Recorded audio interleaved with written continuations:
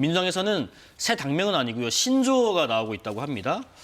뉴 이재명, 뉴 수박이 맞붙고 있다라고 하던데 우선 뉴 이재명, 뉴 수박이 뭔가요? 개념이.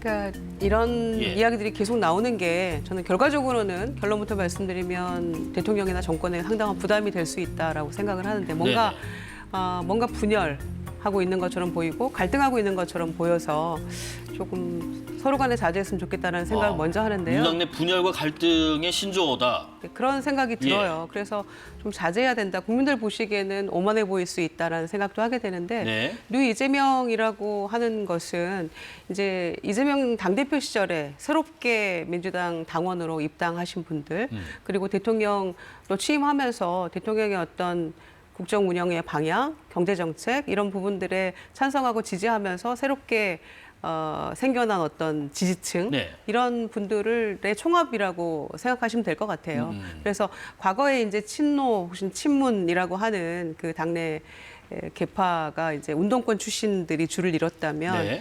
대통령이 그 말씀했던 중도 보수 예. 또 비운동권 출신까지를 포괄하는 어떤 그런 새로운 당원들의 세력화된 모습. 뉴 이재명이라고 판단하면 될 것 같고요. 그런데 이제 이분들에 대해서 당내에서 또 이제 소위 저는 그래서 이 친명과 친문의 갈등과 분화처럼 비춰지면 참 곤란한데 네. 이런 걱정을 하는 거예요. 그래서 이제 소위 친문으로 그 불리우는 그런 분들의 입장에서 이분들을 뭐 뉴수박이다 뭐 이런 식으로 표현하는 것. 네. 이렇게 해서 뉴 이재명 뉴스 막 이렇게 불린다고 하는데 저는 뭐 자주 들어본 얘기는 아니어서 근래에 이제 막 이렇게 터져 나오고 있는데 계기가 된 게 지난번에 정청래 대표의 이제 합당 제의 그 이후에 이렇게 좀 더 이렇게 부각이 되고 있는 것 같아요. 그래서 정청래 대표도 반명 아닙니다 이렇게 얘기했었잖아요. 청와대 예. 가서. 그러면 모두가 이재명 정권의 성공을 위해서 함께 힘을 모아야 될 때인데 네. 이런 식으로 서로 비난하고 신조어가 나오고 이런 것들이 과연 좋을 것인가, 국민들은 어떻게 보실 것인가 네네. 그런 것들이 조금 한편 우려가 되기도 합니다. 지금 말씀하신 것처럼 여당 내 지지층 사이에서 뭐 친명과 반명을 의도적으로 나누는 것인가, 친명계와 친청계의 갈등의 어떤 연장선인가 싶습니다. 뉴 이재명, 뉴 수박. 지금 이런 가운데 그 노무현 재단 전 이사장 유시민 작가의 발언이 좀 파장이 있는 것 같아요. 한 방송에서 민주당 현역 의원들의 이 대통령 공소 취소 모임 구성을 두고 미쳤다라고 과격하게 평가를 했습니다. 80여 명 정도 모였었는데 이제 100명이 넘었다고 합니다. 민주당 의원들이 이렇게 많이 모일 만큼 세력이 커졌는데 호 위원장님, 지금 유 작가 말을 빌리면 이게 왜 권력투쟁 과정에 생긴 이상한 모임인 건가요? 그 유시민 작가의 말씀에 제가 동의하는 그 날이 올 거라고는 한 번도 생각하지 못했는데 네. 처음으로 제가 동의할 수 있는 말을 하셨습니다. 네. 지금 이것도 똑같아요. 헌법과 법률과 법치를 그냥 다 부정하는 것이거든요. 공소 취소하라는 게. 네네. 권력 있으면 공소 그냥 다 취소해도 되는 겁니까? 우리 편이면 공소 취소해도 되는 건가요? 우리 헌법에는 현직 대통령에 대해서 재직 중에 소출을 못한다라고만 돼 있습니다. 내란 외환죄를 빼고는. 근데 그 소추라는 것은 이제 기소를 우리가 평생 알고 있었는데 갑자기 그게 아니라 재판 진행도 안 된다라고 막 주장하면서 재판까지 억지로 중단 다 시켜놨지 않습니까? 네. 그런데 그것도 모자라서 이제 공소 취소를 해버리겠다는 거예요. 그러면 대통령 되고 힘 있으면 다 어떤 죄를 지어도 다 그냥 면죄부가 되는 것입니까? 근데 그런 반헌법적인 것을 지금 집권 여당의 의원이 뭐 100명인지 87명인지가 모여서 저런 일을 하겠다. 그게 제정신이라고 할 수가 있습니까? 일단 이 모임 취지에 대해서는 비판하셨고 그러면 이게 왜 권력투쟁 과정에서 생긴 모임이라고 유 작가는 얘기를 하는 건가요? 그러니까 저는 지금 그 이른바 그 좌파 진영의 그 주도권을 갖고 있었던 세력이 네. 그게 이제 개딸이라고 불리는 이분들은 이제 그 연령대로 보면 제가 보기엔 그렇습니다. 40대, 50대 그리고 이념적으로 운동권 그에서부터 연원한 그리고 지금은 사회 각 분야에서 자기 기득권을 공고하게 하고 있는 이 세력들. 이 세력들이 지금까지 주도권을 잡아왔어요. 그리고 자기들의 이익을 구현해줄 그 상징들을 계속해서 갈아타 왔었죠. 네. 그게 문재인에서 이제 지금 이제 이재명으로 갈아탄 겁니다. 그런데 이재명 정부가 출범한 이후에 저는 빠르게 이 개딸들이 정청래 대표로 갈아탔다고 생각해요. 네. 자기들의 노선과 이익을 더 충실하게 구현해 줍니다. 더 강력한 방향으로 가고 있고 대통령과 충돌하면은 다 지금까지 정청래 대표 의중대로 됐어요. 그러니까 이쪽으로 갈아타니까 불과 집권 6개월 만에 당에서 이렇게 집권 여당에서 완전히 그 분화되는 거의 심리적 분당 상태까지 오게 된 것이지 않습니까? 자, 그런데 현직 대통령의 세력이 그래도 만만치가 않고 네. 여기 여전히 이제 초기의 권력이고 그렇기 때문에 이재명 대통령에게 붙어 있으려는 그 세력 그리고 조금 더 이념적으로 보자면은 이 대통령이 이른바 말하는 중도 실용 이쪽에 가까운 새로운 세력들이 결집하는 게 저는 이른바 뉴 이재명이다. 전통적인 개딸들과 그다음에 뉴 이재명 세력 간의 이 충돌이 이게 표면적으로는 명청 갈등으로 이어지고 있는 거고 8월 전당대회 때 엄청난 대격돌을 일으킬 것이고 우리 정계 전반적인 어떤 그 이념의 그 구도에도 상당히 영향을 미칠 수 있지 않을까 저는 그렇게 전망합니다. 결국은 향후에 있을 전당대회와 그 이후의 상황을 염두에 둔 지금 권력 투쟁, 세력 다툼이다. 한 가지만 더요. 김 의원님, 그러면 김 의원님께서도 이 말씀하신 대통령 공소 취소 모임 취지 자체가 말이 안 된다, 과하다 이렇게 생각하시는지요?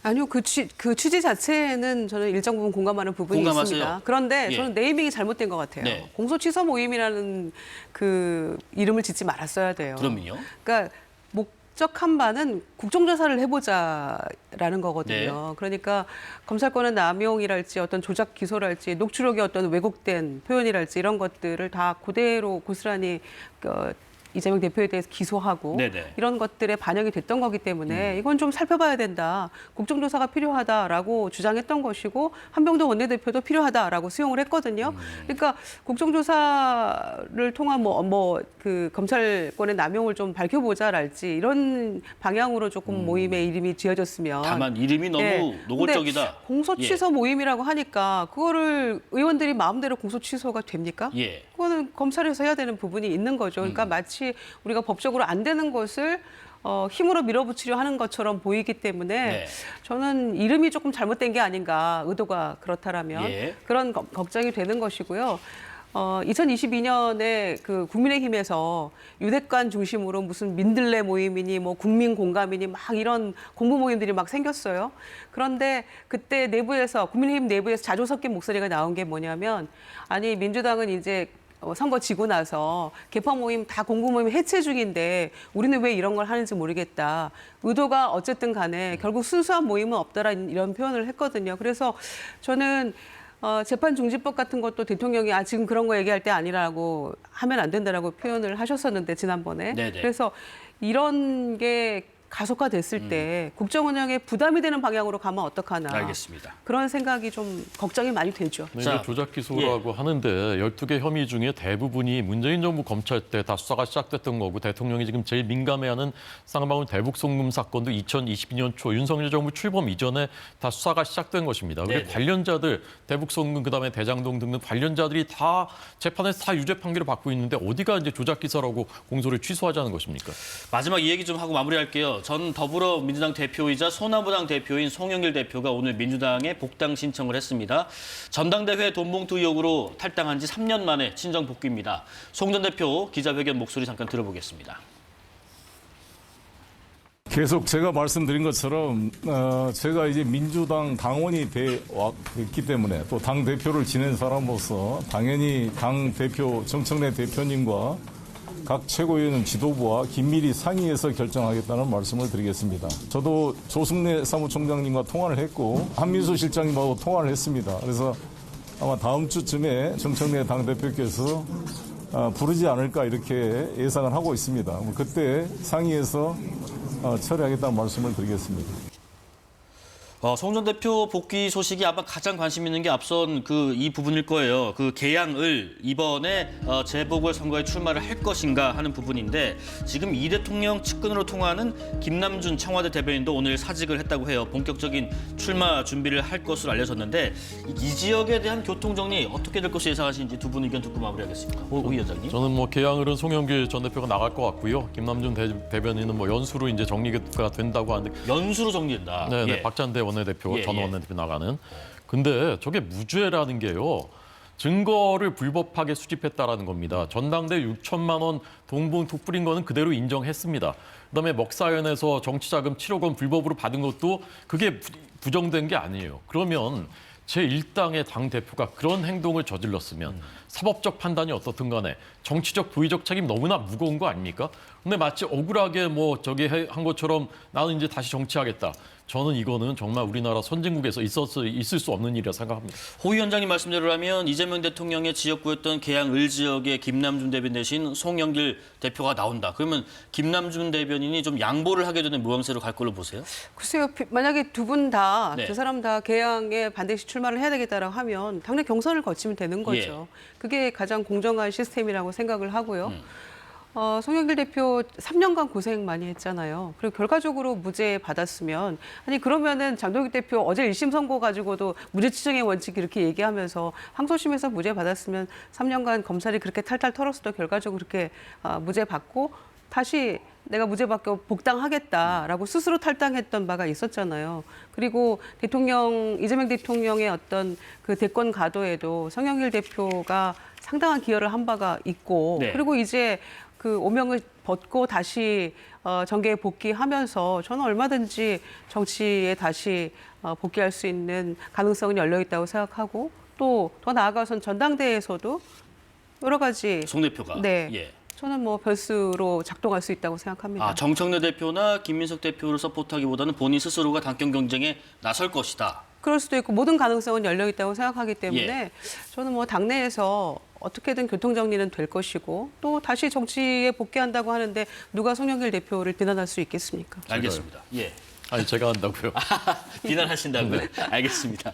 정치권 소식 들어봤습니다. 민주당 김유정 전 의원, 국민의힘 호준석 구로갑 당협위원장과 함께했습니다. 고맙습니다. 감사합니다.